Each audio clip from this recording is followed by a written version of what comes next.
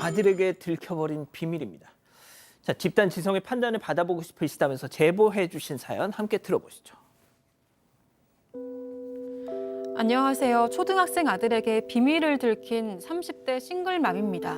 남편 없이 혼자서 아들을 키우고 있어요. 저에게는 한 가지 비밀이 있는데 어렸을 때부터 알아온 야뇨증 때문에 밤에 자주 실수를 한다는 겁니다. 자라면서 거의 나은 줄 알았는데 임신 후에 다시 심해지기 시작했어요. 출산한 지 거의 10년이 지난 지금도 나아질 기미를 보이지 않고 있는데요.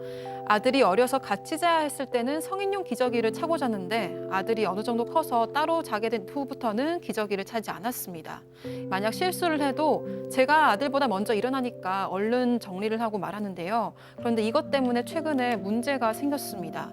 또 실수를 하게 됐는데 우선 먼저 씻기로 하고 흔적을 그냥 놔둬버리고 화장실에 갔습니다. 그런데 씻고 나와보니까 아들이 실수해놓은 이불 그리고 잠옷을 봐버린 거예요. 알고 보니 제가 늦잠을 잤던 거였습니다.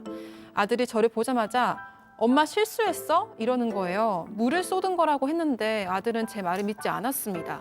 겨우 상황을 피하긴 했지만 아들이 그 후로도 계속해서 실수한 건 아니냐고 물어보고 있습니다. 아이가 병을 알게 되는 게 결코 좋은 게 아니잖아요. 계속 거짓말을 해야 할까요? 아니면 그냥 사실대로 말해줄까요? 아, 그렇군요. 이 사실 사연자분이 우리 박상희 교수님 심리 상담을 듣길 원하셨어요. 자, 하지만 그래도 달려봐야죠. 자, 기다리고 기다리셨던 부처 핸즈타임 유튜브 JTBC 뉴스 채널 사건 마냥 독립 채널에서 8천여 분의 우리 가족 여러분들 함께하고 계신데요. 채팅창에 OX를 함께 참여해 보시죠. 오늘은 자아 대결입니다. 먼저 말하자는 자아입니다. 아유, 얘 별 걱정을 다 한다. 성인 야뇨증 그거 100명 중에 5명 정도 있대. 무슨 희귀병도 아니고 너만 그런 것도 아닌데.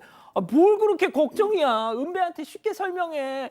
은배야, 엄마도 너처럼 밤에 몰래 쉬한다. 우리 친구하자 하면서 야, 감출수록 은배가 더 오해한다 얘. 동그라미.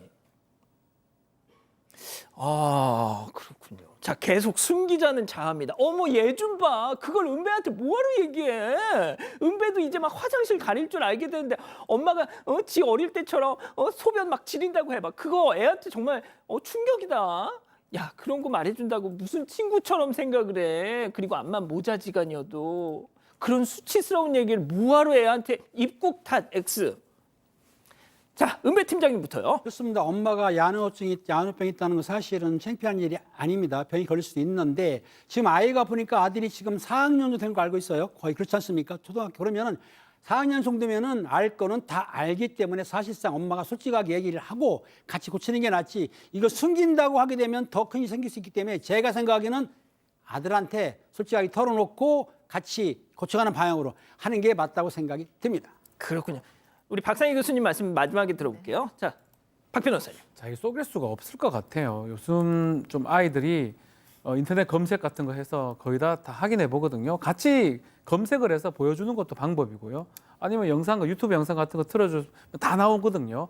아이한테 보여주면서 제대로 설명하는 게 낫지.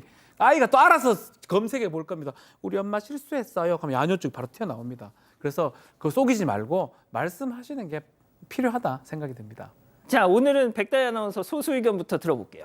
저는 그냥 무조건 숨기라는 뜻에서 X를 든 건 아니었고요. 일단 조금 상황을 잘 무마를 한 다음에 저 같으면이라기보다는 그 아동 심리 상담을 받은 후에 어떻게 하면 좀 아들이 아들의 눈높이에서 이야기를 해줄 수 있을지 조언을 얻은 다음에 이야기를 하시는 게 좋겠다라는 생각이 들어서 X를 들었습니다.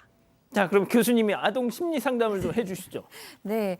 우선 어머니께서 성인 야뇨증을 가지고 이런 일을 겪으셨으니까 얼마나 속상하고 정말 좀 앞이 캄캄하셨어요. 하지만 성인 야뇨증은 병입니다. 의학적으로 어렸을 때 이런 증상이 일어나기도 하다 많이 좋아지지만 성인이 됐을 때 굉장히 스트레스를 받거나 트라우마와 연결된 일이 있거나 혹은 뭐 방광 등의 문제가 생기면서 다시 일어날 수 있는 병이에요. 우리가 병을 가지고 계속 쉬쉬할 필요는 없는 거죠. 어머니께서 또 아이가 초등학교 이제 고학년이면 생각보다 의젓한 나이입니다. 엄마가 이런 병을 앓고 있고 이걸 치료받는데 아직은 잘 고쳐지지 않고 있어. 하지만 곧 고칠 거야. 이렇게 얘기해 주는 게 어머니도 노심초사 안 하셔도 되고 아이도 불안하지 않고 뭔가 의아하지 않고 정확하게 알게 돼요. 그러면서 엄마도 배려하게 되고 다른 아이들도 배려할 수 있는 아이로 커가는 거죠.